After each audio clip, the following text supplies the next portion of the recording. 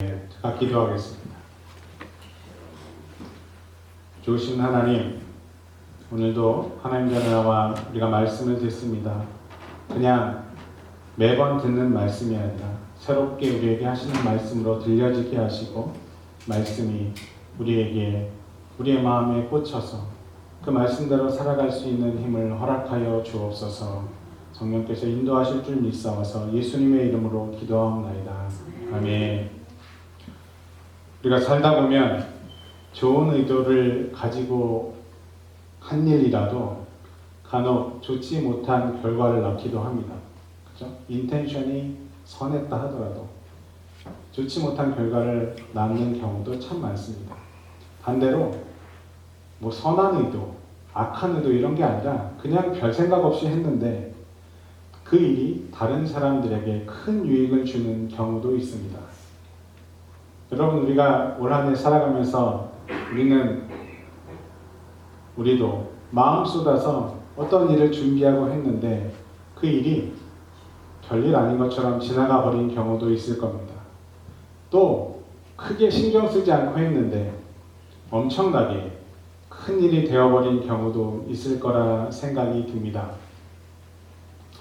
1차 세계대전에 참전했던 영국 군인 중에 헨리 텐디라는 사람이 있었습니다. 이 사람은 전쟁에서 공을 세운 사람에게 주는 영국 최고의 훈장인 빅토리아 무궁 훈장을 받은 사람이었습니다. 1918년 9월 28일 프랑스의 마르콩이라는 작은 마을에서 당시 일병이었던 이 헨리 텐디가 속한 영국군과 독일군이 전투를 벌였습니다. 전투 중에 그 헨리의 눈앞에 부상당한 독일군이 하나 나타났습니다. 헨리는 그 적군을 향해 총을 겨눴지만 그가 부상당했기 때문에 쏘지 못했고 그 적군을 살려서 돌려보냅니다. 그로부터 20년이 지난 후에 헨리 텐디는 당시의 영국의 총리였던 아서 챔벌린으로부터 한 통의 전화를 받게 됩니다. 챔벌린 총리가 뮌헨 협정을 맺기 위해서 독일을 방문했을 때 아돌프 히틀러가 그에게 이렇게 얘기했습니다. 20년 전에 나를 쏘지 않았던 그 헨리 텐디라는 사람에게 감사의 인사를 전해주십시오. 이렇게 부탁을 했다는 말입니다. 여러분, 그로부터 1년 후에 히틀러는 다시 폴란드를 침공했고 그것이 세계 제2차 대전의 시발점이 되었습니다. 그 사건이 있은 후에 헨리 텐더는 86세에 죽을 때까지 사람들에게 히틀러를 쏘지 않은 사람이라는 비난의 소리를 들으며 살아야 했다고 그는 자서전에 그렇게 기록하고 있습니다. 여러분, 우리가 2021년에 어떤 일을 했던지, 우리가 했던 일이 좋은 일이든지 나쁜 일이든지 어떤 결과를 가져올지는 우리가 알지 못합니다. 그렇죠? 좋은 의도를 가지고 했던, 악한 의도를 가지고 했던 그것이 어떻게 어떤 결과를 낳을지 우리는 아무도 알지 못합니다. 그러므로 우리의 삶을 하나님께 의지할 수 있어야 합니다. 하나님의 계획 가운데, 하나님의 섭리 가운데 일들이 일어나기를 바라는 마음으로 살아갈 수 있어야 합니다. 하나님을 이렇게 의지하는 마음으로 믿음 안에서 남은 며칠 남지 않은 2021년을 은혜 중에 마무리할 수 있기를 주님의 이름으로 축원합니다. 여러분, 대부분 사람들은 살아가면서 한 번쯤 만나보고 싶은 사람이 있습니다. 저도 만나보고 싶은 사람이 있습니다. 추억을 공유하고 있던 아주 어릴 적 친구들을 참 보고 싶습니다. 학생 때 좋은 가르침을 주셨던 선생님, 혹은 너무 무서웠던 선생님이 그립기도 합니다.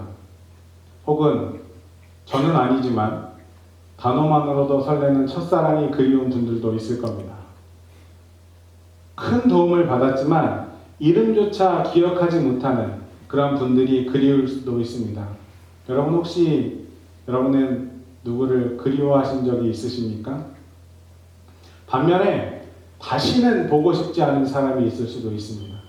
물질적으로, 정신적으로 큰 피해를 준 사람, 엄청 크게 다투고 등을 돌리고 헤어진 사람, 어떤 사고나 사건으로 좋지 못한 결과로 인해서 그 일에 엮여서 생각하기도 싫은 사람. 여러분 혹시 그런 분들이 있으십니까? 근데 인생은 참 재미납니다. 인생을 사는 동안에 꼭 보고 싶어도 보지 못하고 사는 사람도 있지만, 정말 보고 싶지 않지만 우연찮게 다시 만나게 되는 사람도 있다는 겁니다. 그렇죠? 이런 일들이 우리 주변에서 그냥 종종 일어나곤 합니다. 여러분, 그래서 원수 맺고 살면 안 됩니다. 우리는 하나님의 은혜 안에서 누구와도 선한 관계를 유지하며 살아가려고 노력해야 합니다.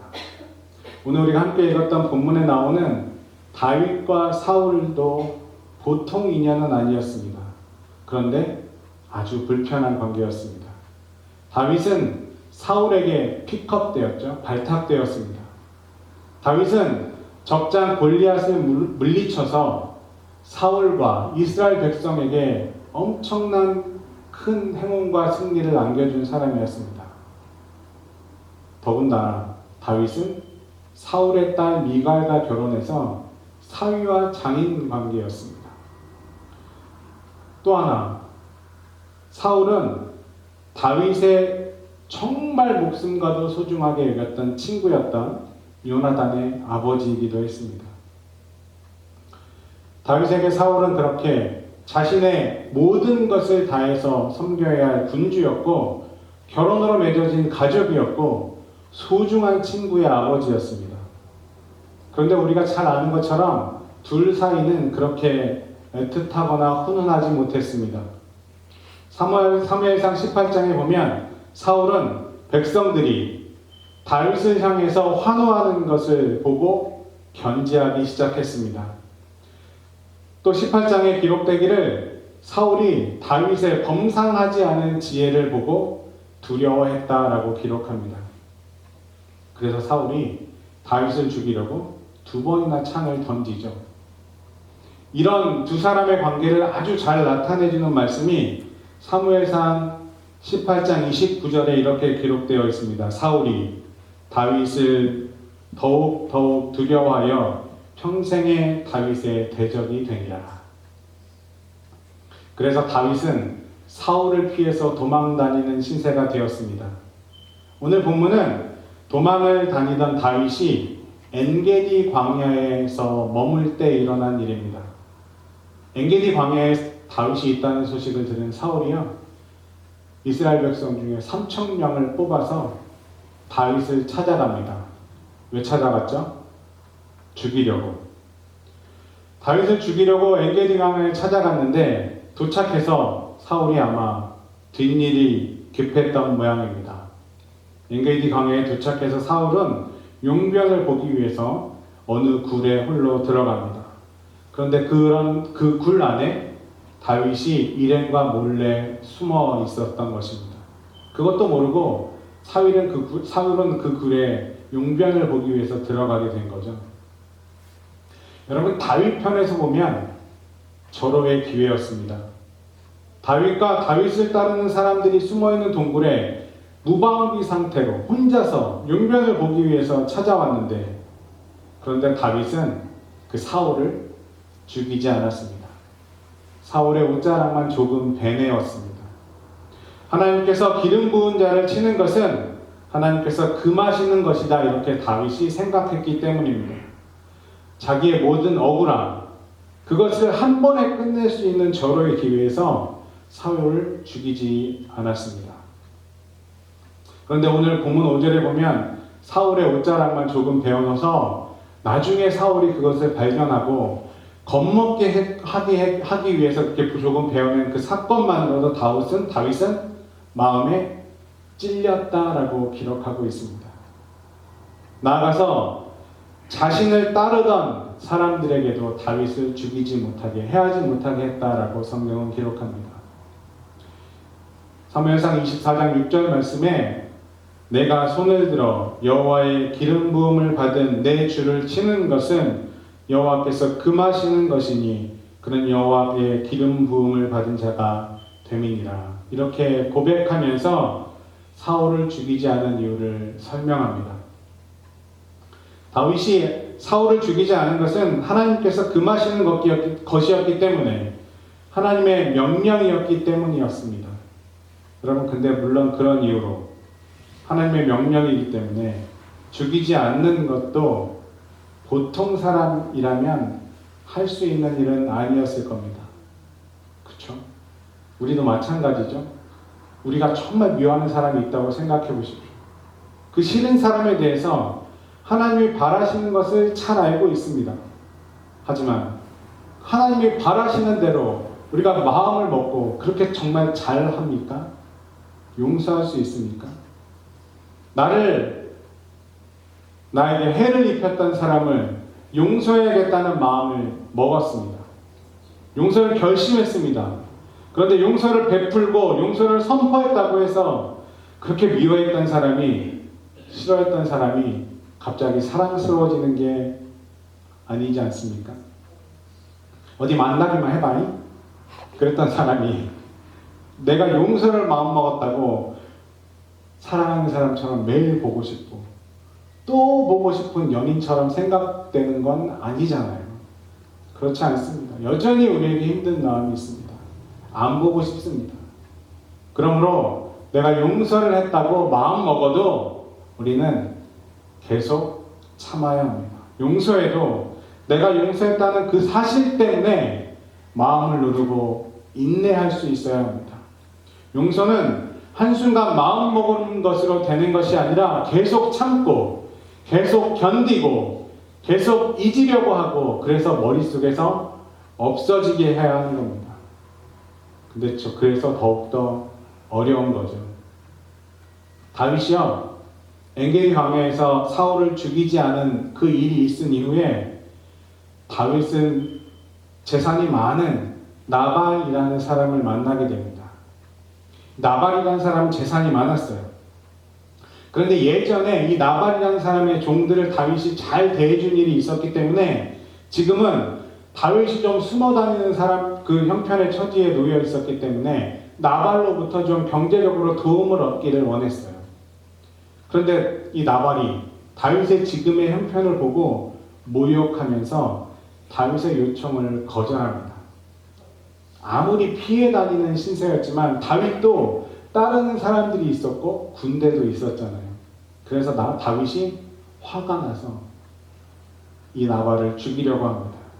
그때 죄로 왔던 나발의 아내 아비가일이 다윗에게 먹을 것을 주면서 마음 돌이키기를 청했고, 그 청을 들은 다윗은 다시 자신의 마음을 누르고 나발을 용서하기로 마음먹습니다. 이 나발과의 일이 있은 후에 다윗은 다시 십광야라는 곳에서 자신을 죽이기 위해 찾아다니는 사울을 또 만납니다. 사울 진영 한복판에서 병사들과 잠들어 있는 사울을 보게 되었어요. 그때도 충분히 사울을 죽이고 자기가 이스라엘의 새로운 왕으로 등극할 수 있었습니다. 근데 그럼에도 불구하고 다윗은 사울을 죽이지 않습니다. 잠자고 있던 사울 머리 근처에 있는 창과 물병만 조용히 가지고 나옵니다. 엔게디 광야에서 죽일 수 있었던 사울을 죽이지 않은 다윗은 후에 나발을 죽이지 않고 용서하는 것이 가능했습니다. 그 후에 다시 사울을 만났을 때도 죽이지 않고 살려줄 수 있었습니다. 한 번은 어렵습니다. 한 번 옷자락을 벤 것만으로도 마음에 찔림을 받았습니다. 그런데 한 번 용서하고 두 번 용서하고 한 번 참고 두 번 참으면 또 참을 수 있습니다. 여러분, 하나님의 말씀대로 살아간다는 건 이런 겁니다. 내가 한 번 참아야 하고 두 번 참아야 하고 세 번 참아야 하고, 언제까지 참아야 합니까? 참을 수 있을 만큼 참아야 하는 겁니다. 그래서 어려운 겁니다. 그래도 말씀에 순종하며 살아가는 사람이 진짜 하나님 말씀대로 살아가는 사람일 것입니다. 여러분, 한 번 하면, 한 번 용서하면 두 번 할 수 있고, 두 번 하면 세 번 용서할 수 있습니다. 2021년 여러분 한 해에는 어떤 기억들이 많으십니까? 어떤 일들을 겪으면서 사셨습니까? 누군가로부터 마음에 상처받은 일이 다 있으시죠? 혹은 그동안 가깝게 지냈던 누군가 마음이 좀 멀어지셨습니까? 다시 안 보면 되지 뭐. 물론 저도 마찬가지로 그렇게 생각하는 경우도 있습니다. 그렇게 생각하면 참 쉽고 간단합니다.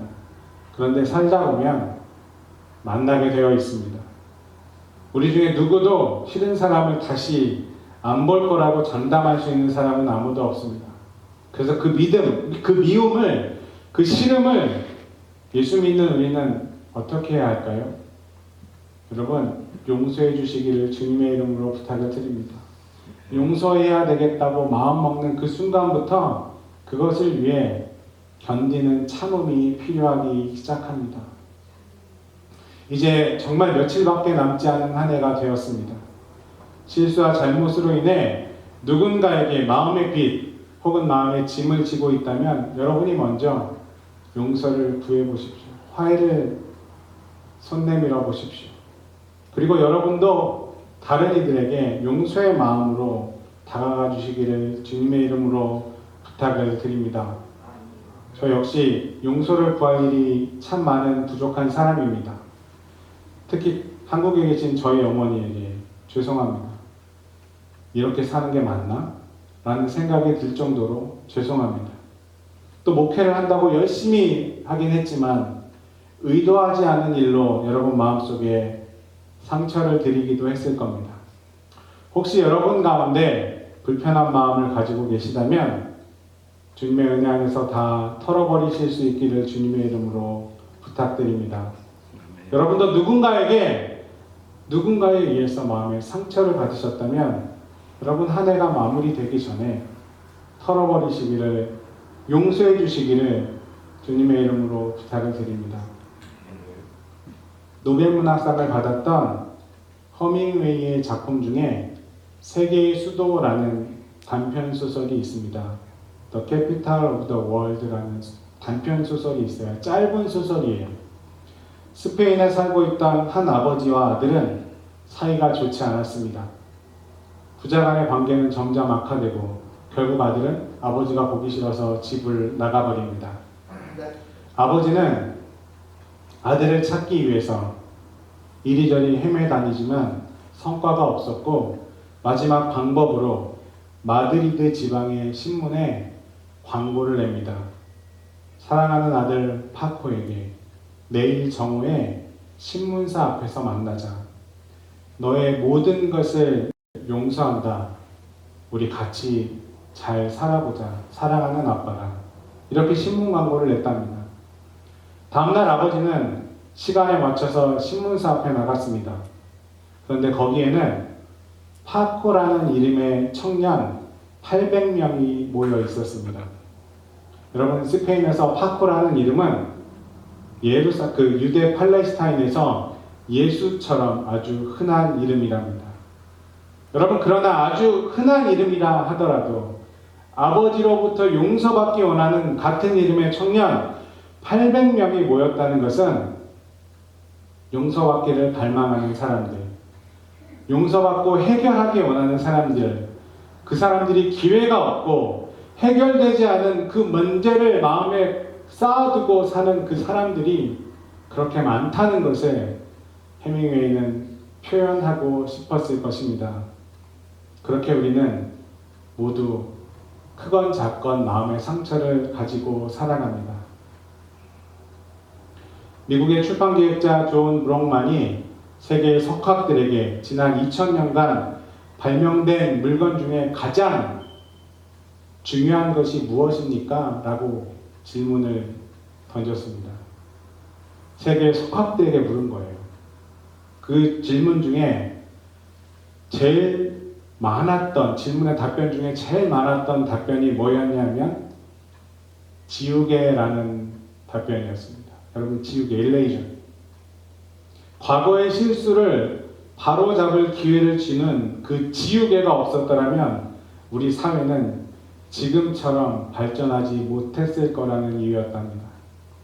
여러분, 한 해를 마무리하는 이 순간 우리도 지울 것은 지워야 합니다. 그래야 바로잡을 수 있고 고칠 수 있습니다. 우리에게 필요한 지우개는 털어버립니다. 용서입니다. 용서는 참음입니다. 용서는 있는 겁니다. 직접 그 사울에게 상처를 입히지 않았지만 뒤에서 살짝 가위로 옷자락이라도 잘라낸 것 같은 그런 순간이 우리에게도 살아가면서 분명히 있습니다. 맞습니다. 이제 2021년 마무리하면서 우리의 가정과 여러분의 일터에서 우리 교회에서 죄송합니다. 미안합니다. 잊어주세요. 참아주셔서 감사합니다. 이렇게 말하고 털어버리시기를 주님의 이름으로 부탁을 드립니다. 그렇게 여러분 마음속에서 그런 이야기를 들으면 괜찮습니다. 용서합니다. 잊었습니다. 주님 안에서 그렇게 마음 먹어보시기를 또한 주님의 이름으로 축원합니다. 이런 존귀한 말씀들을 주고받으며 2022년 새해를 맞을 수 있을 때 하나님께서 우리의 앞날을 더욱더 축복하시고 더 복되게 하실 줄로 믿습니다. 더 행복한 삶을 살게 하실 줄로 믿습니다. 한 해를 정리하며 지워야 할 것들을 정말로 지우고 털어버리고 하나님 말씀에 순종하는 마음으로 용서할 수 있는 믿음의 사람들이 다시 한번 되어주시기를 정말로 주님의 이름으로 간곡히 부탁드립니다. 기도하겠습니다. 전능하신 하나님 감사합니다. 한 해를 마무리 지어야 하는 우리를 바로잡고 고치고 털어버리게 하여 주옵소서. 가정에서, 일터에서, 교회에서 괜찮습니다. 용서합니다. 용서했습니다. 잊었습니다. 이런 말들로 존귀하게 2021년 마무리하며 2022년 새롭게 역사하실 하나님과 동행할 수 있는 우리 모두 될 수 있도록 인도하여 주옵소서. 감사드리며 우리 주님 예수 그리스도의 이름으로 기도하옵나이다. 아멘.